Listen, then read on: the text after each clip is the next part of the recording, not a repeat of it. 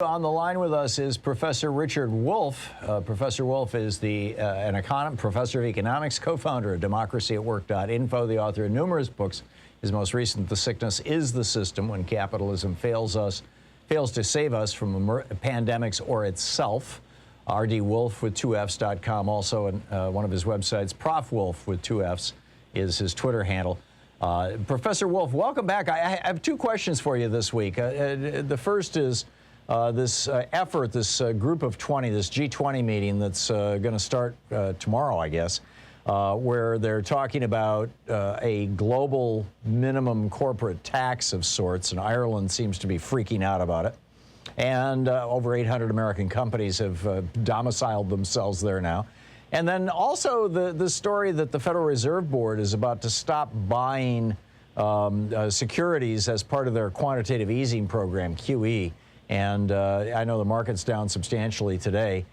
People think that might have to do with the Republican efforts to sabotage Biden through encouraging people not to get vaccinated.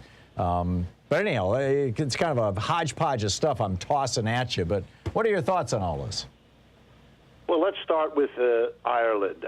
As you rightly say, Ireland does not want this program associated with Janet Yellen to go forward. And the program is to stop the race to the bottom in which countries compete for corporations to locate their factories, their offices, and so on in the country that's playing this game. And the way the country does it is by dropping the corporate profit rate. There are places in the world where corporate profit taxes are zero, where a company can go and set up business or set up a pretense of business, have its profits show up on its books there, and pay absolutely no tax. And then there are countries around the world that have taxes up in the 10, 20, 30% range. The United States, for example, 21%. Ireland's, last I looked, was about 11%. So obviously a company that wanted to cut its tax bill on its profits could leave the United States and move to Ireland and go from a 21% of profits tax due to the government to merely 11%. And that's what Ireland did. Ireland not alone, by the way. There are many countries that play this game. And there are countries that take it below Ireland in order to hopefully win the company to leave Ireland and go to the next place. There are, of course, expenses companies have. They don't move quite so easily and quickly. But taxes is one of the things companies are always looking for. And we shouldn't be surprised by this. The different states in the United States have played this game against one another, and they're doing it as I speak. And ditto cities have done this against one another, bidding for companies to come there. The end result is that the tax rates get pushed further and further down in our cities, in our states, and internationally. And all that Janet Yellen's proposal says, and it's very modest, is that we should have a kind of agreement among countries not to drop the rate below 15%. That's at least what they've been discussing to this point. And Ireland doesn't want it. Other countries don't want it, because it takes away this game that they've been playing very successfully, and so they're going to fight it. I wouldn't get too excited. It's going to take a while for this all to be worked out. And even if they agree, here's the hard reality. There are a lot of other ways that companies can persuade politicians in different cities, in different states, and in different countries to give them an advantage. You know, build a road over there and then I'll come. That will save the company huge amounts of money because it can route its trucks and so on in this way. Yeah, it's not a tax, but it's a kind of subsidy that the government gives. Then another government hears about it. They offer not only a road, but a train track and a harbor.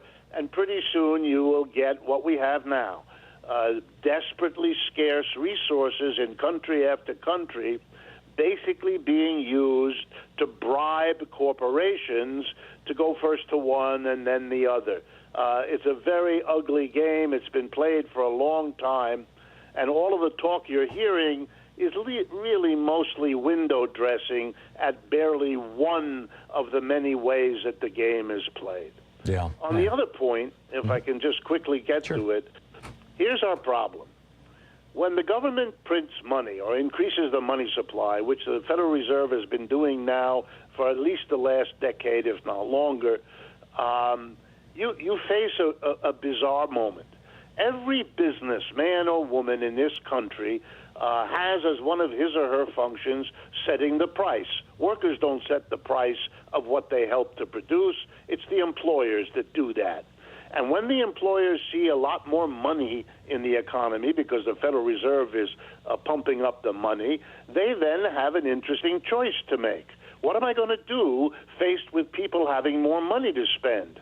I can either raise the price of what I sell to get my hands on more money that way, or I can order more goods, keep the price the same, and hope that the more money will buy more goods, and I make my profit on each sale. The problem over the last year and a half was that we had the worst economic crisis in a century and the worst public health crisis in a century at the same time. And what this meant was, even though the government was pumping in tons of money, businesses felt it impossible. They couldn't raise the price because the mass of people couldn't possibly buy, and if they dared to do it, their competitors wouldn't, and they'd lose their business. So they didn't order more for, again, the same reason that the mass of Americans, given our unemployment, given the crisis, couldn't and wouldn't buy. So we've had a year and a half of lots of money created, but no inflation because of these conditions. And the money decided, okay, if we can't invest in producing more, if businesses won't raise prices, then the money found its way into the stock market, where it drove things crazy, producing much greater inequality in this society and making the stock market very, very nervous about the bloated prices that have been attached to everything. Classic example of an inflation. But now here's the problem. The businesses who lost money over the last 18 months, they want to recoup some of the profits they didn't get. All those closed restaurants and movie theaters and department stores and malls, they've lost an enormous amount. Many of them went under. Those that didn't now want to take advantage of all of this money and now the sense of a quote-unquote recovery, so the eager ones are raising prices and perhaps even also raising output, buying more stuff as they raise more prices, hoping to take advantage of these good times to recoup some of what they lost.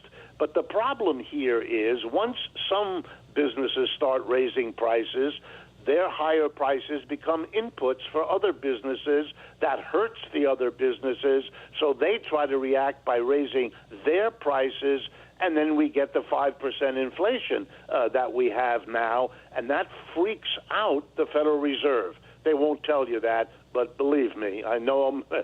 They are very, very frightened, because if this inflation continues, then that money is going to start pouring into the real goods and services economy, and prices are going to go very high up, and an already traumatized working class, traumatized by last 18 months of crisis, of COVID, of collapsed economy, if they now see their purchasing power being driven away as they have this last year, then the political implications of this frighten everybody who's paying attention. Yeah, for example, it hurt Jimmy Carter very badly back in the day.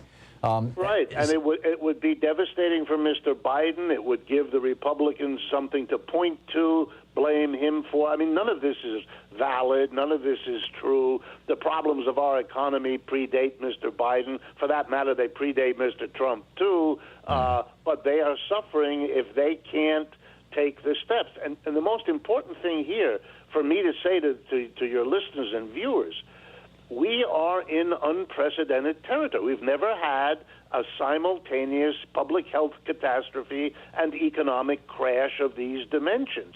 You have to respond way beyond what the Biden administration has proposed, let alone what they're now compromising with the Republicans to do. That's not adequate to get us over this very serious problem. And if we don't, you can be sure that the Republicans who are forcing the compromise will then turn around and blame Biden and the Democrats for not having solved the problem. It's a very dangerous political economic moment. Yeah, there was a Republican member of Congress yesterday who just came right out and said that the Republican strategy is to procrastinate, delay, basically string along the Democrats so to the point where they get absolutely nothing done, and then blame it on the Democrats. And then I would add to that, you've got, last night Tucker Carlson and Charlie Kirk talking about how vaccine Nazis and stuff. I don't know if that was a phrase that they used, but basically encouraging young people, college students, not to get vaccinated. It seems to me like that's also a political strategy. If we can get more illness, really pick it up, get some real serious illness going on in the United States, that's going to crash the economy again. And in fact, that's the excuse the stock market is, this is being made for the stock market today. In the 40 seconds we have left, your thoughts on that? Yes, I think the stock market is overdue for what they call a correction. But very seriously, it is the inflation people claim they didn't see over the last 10 years. It has gone crazy because all of the extra money, a huge portion of it, flowed into the stock market to buy shares, sell them a few weeks or months later to the next person who's borrowing money from the Fed to do exactly the same thing. The prices go crazy, and if you see it and you understand it, you're very, very nervous, and if you see trouble coming, you're going to sell your stocks to get out before the catastrophe comes, and we're always on the knife edge of how many of the investors are going to do that from one day to the next. Yeah, spot on. Professor Richard Wolff, democracyatwork.info, Prof. Wolff over on Twitter. Professor Wolff, thanks so much for dropping by. It's always great talking to you.